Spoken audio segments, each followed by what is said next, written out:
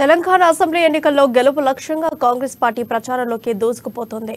ఈ నేపథ్యంలో బస్సు యాత్రలు చేసేందుకు ఏఐసీసీ జాతీయ అగ్రనేతలు రాహుల్ గాంధీ, ప్రియాంక గాంధీలు తెలంగాణలో 3 రోజుల పాటు 8 నియోజకవర్గాల్లో 190 కిలోమీటర్లు బస్సు యాత్ర చేయనున్నారు.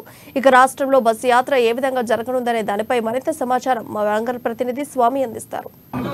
తెలంగాణ రాష్ట్రంలో మొత్తానికి కాంగ్రెస్ పాలన రావడానికి ఇప్పటికే తెలంగాణ రాష్ట్రానికి రెండోసారి కూడా ఏఐసీసీ అగ్రనేత రాహుల్ గాంధీ రావడం జరిగింది. ఇప్పటికైతే ప్రస్తుతం ములుగు జిల్లాలోని ప్రముఖ రామప్ప దేవాలయంలోనూ కూడా పూజలు 6 గ్యారంటీ కార్డులను కూడా పూజలు నిర్వహించి కూడా అంగరంగ వైభవంగా రామప్ప దేవాలయం కాచి కూడా మొత్తానికైతే ఇక్కడ కోలాటల నృత్యాలతో కూడా ఆదివాసీ నృత్యాలతో ఇక్కడ బంజారా నృత్యాలతో కూడా ఇక్కడ రాహుల్ గాంధీ కూడా బస్సు యాత్ర ప్రారంభించనున్నారు. ఇక్కడికి నుంచి మొత్తానికైతే బస్సు యాత్ర కూడా ప్రారంభించే పరిస్థితి అయితే కనపడతా ఉంది.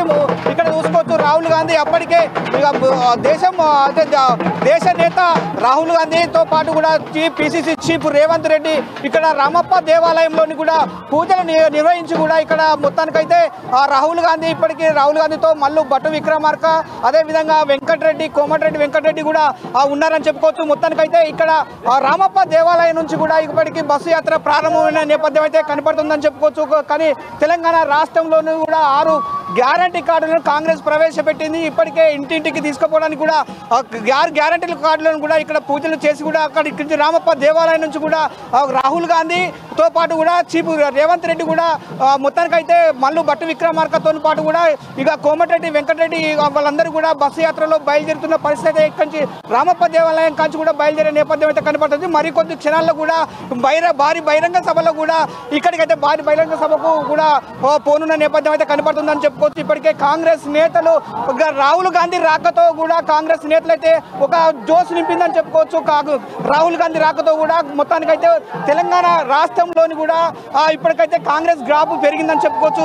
మొత్తానికి చూసుకుంటే కూడా ఇక్కడ రామప్ప దేవాలయం నుంచి ఇప్పటికే మనము ప్రస్తుతానికైతే రామప్ప దేవాలయం నుంచి కూడా మొత్తానికి ప్రత్యేక ప్రసారం చేస్తున్న నేపథ్యం అయితే కనపడతా ఉంది చెప్పుకోవచ్చు. ఇక్కడికి ఇప్పటికే రాహుల్ గాంధీతో పాటు చీఫ్ పిసిసి రేవంత్ రెడ్డి కూడా ఇక్కడ రామప్ప దేవాలయం నుంచి కూడా బయలుదేరే క్రమం అయితే బస్సు యాత్రతో పాటు కూడా ప్రియాంక గాంధీ కూడా ఇప్పటికీ వచ్చి కూడా ఇక్కడ ప్రజలందరికీ తెలంగాణ కార్యకర్తలకు కూడా మొత్తానికైతే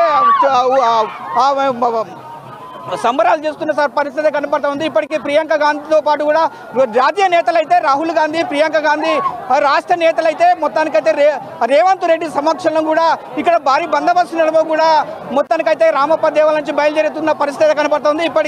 ఇక్కడికి ములుగు ఎమ్మెల్యే సీతక్క కూడా ఇక్కడి నుంచి మొత్తానికి అంటే సీతక్క కూడా ఇప్పటికీ సీతక్క ఆధ్వర్యంలో కూడా ఈ బస్సు యాత్ర కూడా ప్రారంభం చేశారు. ఇక్కడ మొత్తానికి రాహుల్ గాంధీతో పాటు కూడా ఇక్కడ ప్రియాంక గాంధీ, టీపీసీసీ చీఫ్ రేవంత్ రెడ్డి కూడా ఇక్కడ నుంచి మొత్తానికైతే ప్రారంభించే నేపథ్యం అయితే కనపడుతుందని చెప్పుకోవచ్చు.